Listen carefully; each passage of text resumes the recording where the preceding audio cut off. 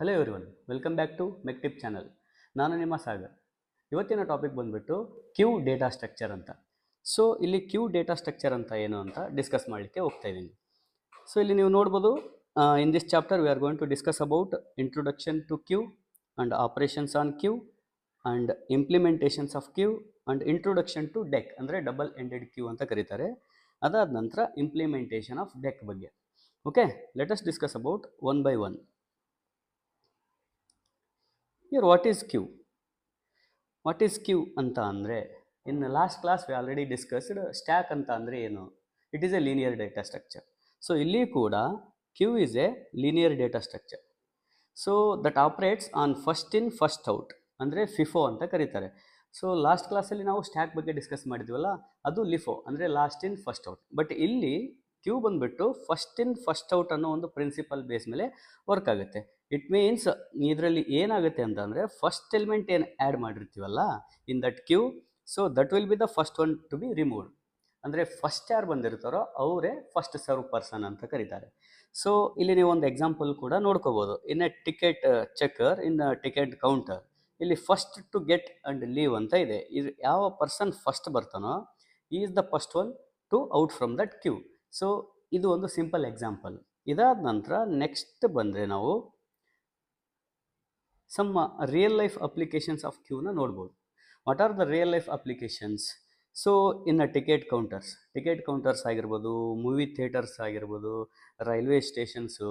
So ಇಲ್ಲೆಲ್ಲ ticket ಕೌಂಟರ್ಗೆ ಯಾವ ರೀತಿಯ ಕ್ಯೂ ಫಾರ್ಮೇಷನ್ ಆಗಿರುತ್ತಲ್ಲ, ಅದೇ ರೀತಿ ಇಲ್ಲಿ ಈ ಒಂದು ಕ್ಯೂ ಡೇಟಾ ಸ್ಟ್ರಕ್ಚರು ಕೂಡ ವರ್ಕ್ ಆಗುತ್ತೆ. ಸೊ ಫಸ್ಟು ಯಾರು ಎಂಟರ್ ಆಗಿರುತ್ತಾರೋ ಇನ್ ದಟ್ ಕ್ಯೂ, ಅದೇ ಪರ್ಸನ್ ಫಸ್ಟ್ ಔಟ್ ಆಗೋದು.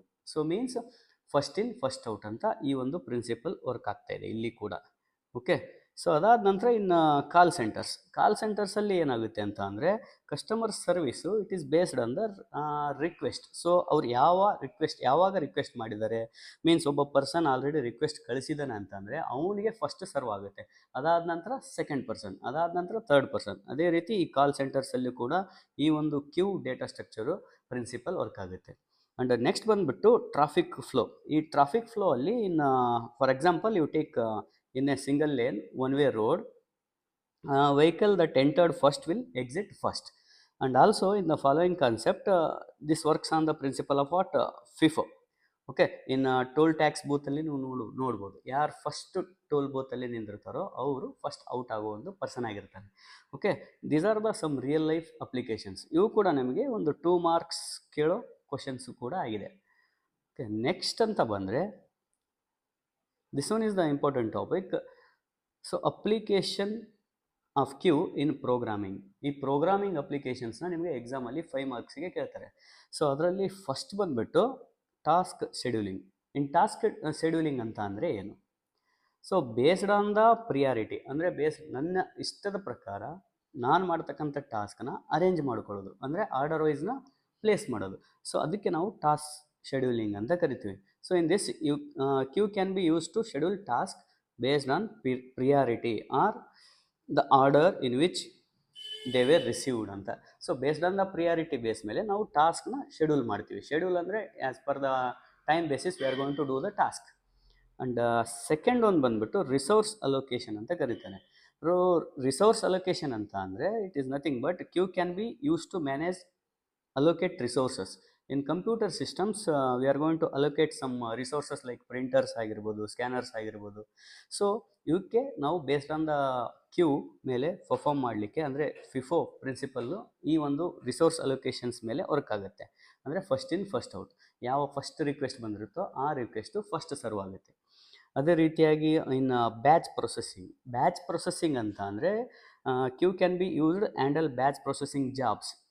For example such as data analysis ಮತ್ತು ಇಮೇಜ್ ರೆಂಡರಿಂಗ್ ಅಂತ ಕರೀತಾರೆ.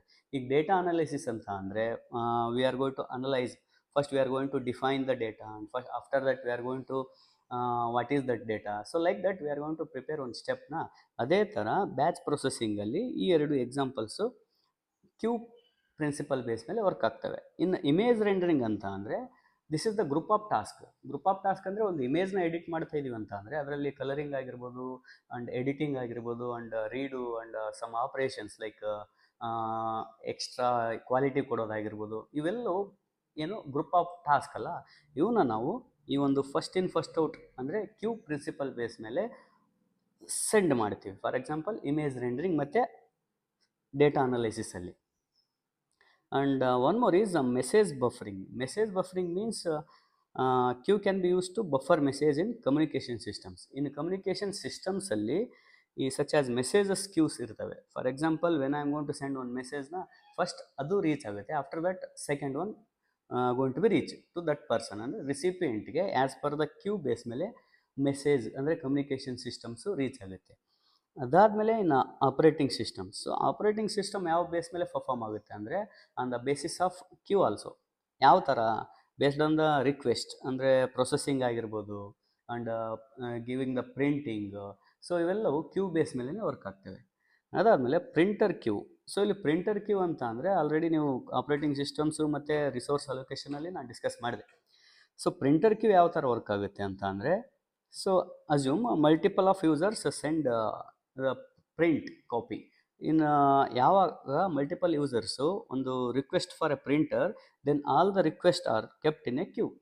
ಅಂದರೆ ಎಲ್ಲ ರಿಕ್ವೆಸ್ಟನ್ನು ಅದು ಕ್ಯೂ ಅಲ್ಲಿ ಸ್ಟೋರ್ ಮಾಡಿ ಇಟ್ಕೊಳ್ಳುತ್ತೆ. ಫಸ್ಟ್ ಯಾರ್ದು ರಿಕ್ವೆಸ್ಟ್ ಬಂದಿರುತ್ತೋ ಅವರು ಫಸ್ಟ್ ಸರ್ವ್ ಆಗ್ತಾರೆ ಬೇಸ್ಡ್ ಆನ್ ಫಿಫೋ, ಅಂದರೆ first in first out order base ಮೇಲೆ.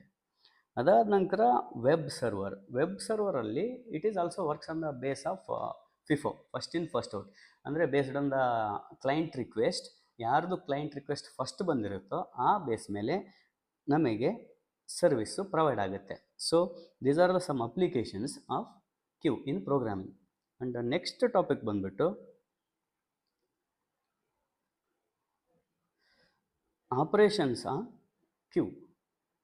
ಸೊ ಸ್ಟ್ಯಾಕಲ್ಲಿ ನಾವು ಸಮ್ ಆಪರೇಷನ್ಸ್ ಬಗ್ಗೆ ಡಿಸ್ಕಸ್ ಮಾಡಿದ್ವಿ. ಅದೇ ಥರ ಈ ಕ್ಯೂ ಅಲ್ಲಿ ಡಿಫ್ರೆಂಟ್ ಟೈಪ್ಸ್ ಆಫ್ ಆಪರೇಷನ್ಸು ಕೂಡ ಬರ್ತವೆ. ಇದು ಕೂಡ ನಿಮಗೆ ಎಕ್ಸಾಮಲ್ಲಿ 2 ಮಾರ್ಕ್ಸ್ ಅಥವಾ 3 ಮಾರ್ಕ್ಸ್ ಅಥವಾ 5 ಮಾರ್ಕ್ಸಲ್ಲಿ ಕೇಳುವಂಥ ಕ್ವಶನ್ ಆಗಿರುತ್ತೆ. Right the operations of queue and explain ಅಂತ ಕೇಳಿದಾಗ, other then they are going to be give separately enqueue ಅಂದರೆ ಏನು, ಡಿ ಕ್ಯೂ ಅಂದರೆ ಏನು ಅಂತ ಸಪ್ರೇಟಾಗೂ ಕೊಡೋ ಚಾನ್ಸಸ್ಸು ಇರುತ್ತೆ. ಓಕೆ, ಕೇರ್ಫುಲ್ಲಾಗಿ ಇದೊಂದು ಸ್ಲೈಡ್ನ ನೀವು ನೋಡ್ಕೊಳ್ರಿ. ಸೊ ಇಲ್ಲಿ ಆಪರೇಷನ್ಸ್ ಆಫ್ ಕ್ಯೂ ಅಂತ ಬಂದಾಗ first operation is called as enqueue ಅಂತ ಕರೀತಾರೆ.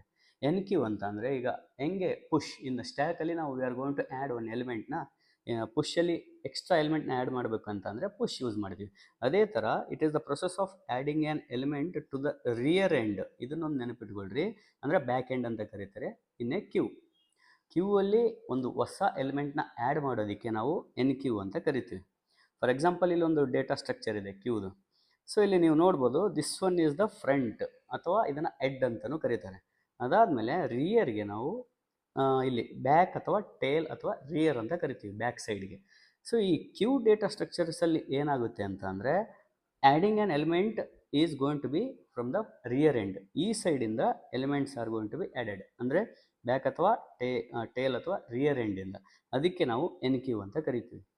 So dequeue means it is the process of removing. ಒಂಥರ ಇದು ಪಾಪ್ ಇದ್ದಂಗೆ. ಪಾಪ್ ಅಂದರೆ ರಿಮೂವಿಂಗ್ ಎಲಿಮೆಂಟ್ ಫ್ರಮ್ ದ ಸ್ಟ್ಯಾಕ್ನ. ಅದೇ ಥರ ಈ ಕ್ಯೂ ಅಲ್ಲಿ dequeue means removing an element at the front end of the queue. So ಇದು ಫ್ರಂಟ್ ಎಂಡು. ಇದರಿಂದ ನಾನು ಏನಾದರೂ ಡೇಟಾ ರಿಮೂವ್ ಮಾಡಿದರೆ ಅದಕ್ಕೆ ನಾನು ಡೆಕ್ ಅಂತ ಕರಿತೀನಿ. ಸೊ ಇಲ್ಲಿ ಬ್ಯಾಕ್ ಸೈಡ್ ಇನ್ಸರ್ಟ್ ಅಂದರೆ datas are going to be inserted in the queue from the back ಅಥವಾ ರಿಯರ್ ಸೈಡಿಂದ ಕರಿತೀವಿ. And removing of element is from the front end. ಅದೇ ಥರ ಫಸ್ಟ್ ಇನ್ ಫಸ್ಟ್ ಔಟ್ ಅಂತ. ಸೊ ಇಲ್ಲಿ ಯಾರು ಫಸ್ಟ್ ಇನ್ ಆಗಿರ್ತಾನೋ, ಫಾರ್ ಎಕ್ಸಾಂಪಲ್ ಇಲ್ಲಿ number 2 is the first in person, is the person who goes first out. Okay, and next ಬಂದ್ಬಿಟ್ಟು peek or front ಅಂತ ಇದೆ. Peek or front means it is not a removing or deleting operation. It is just it returns the value of the front element. ಅಂದರೆ ಯಾವುದೇ ರೀತಿಯ ಎಲಿಮೆಂಟ್ನ remove ಮಾಡೋದಿಲ್ಲ. It not removes any elements from this queue. Here ಒಂದು queue data structure ಇದೆ, ಅದರಲ್ಲಿ front element ಯಾವುದು ಅಂತ ನಮಗೆ ರಿಟರ್ನ್ ಮಾಡುತ್ತೆ. ರಿಟರ್ನ್ ಅಂದರೆ 12 ಅಂತ ಪ್ರಿಂಟ್ ಆಗುತ್ತೆ. So here 12 is the front element. ಇದಕ್ಕೆ ನಾವು ಪೀಕ್ ಅಥವಾ ಫ್ರಂಟ್ ಅಂತ ಕರಿತೀವಿ. So next operation is empty. So ಸ್ಟ್ಯಾಕಲ್ಲಿ ನಾವು ಇದನ್ನು ಡಿಸ್ಕಸ್ ಮಾಡಿದ್ವಿ. ಸೊ ಕ್ಯೂ ಅಲ್ಲಿ ಕೂಡ ಈಸ್ ಎಂಟಿ ಅಂತ ಅಂದರೆ ಇಲ್ಲೊಂದು ಡೇಟಾ ಸ್ಟ್ರಕ್ಚರ್ ಇದೆ ಕ್ಯೂದು. ಸೊ ಈಗ ಈ ಸ್ಟ್ರಕ್ಚರ್ ಬಂದ್ಬಿಟ್ಟು ಎಂಟಿ ಇದೆ. ಈ ಸ್ಟ್ರಕ್ಚರನ್ನು ನಾನು if it checks queue whether it is empty or not ಅಂತ. ಇನ್ ಕೇಸ್ ಇದರಲ್ಲಿ ಆಲ್ರೆಡಿ ಯಾವುದೇ ಡೇಟಾಸ್ ಪ್ರೆಸೆಂಟ್ ಇತ್ತು ಅಂತ ಅಂದರೆ ಈ ಥರ 1 ಅಥವಾ ಟೂ ಯಾವುದಾದ್ರೂ ಡೇಟಾಸ್ ಅಥವಾ ಎಲಿಮೆಂಟ್ಸ್ ಪ್ರೆಸೆಂಟ್ ಇತ್ತು ಅಂತ ಅಂದರೆ ಇದು ಫಾಲ್ಸ್ ಅಂತ ಬರೆಯುತ್ತೆ.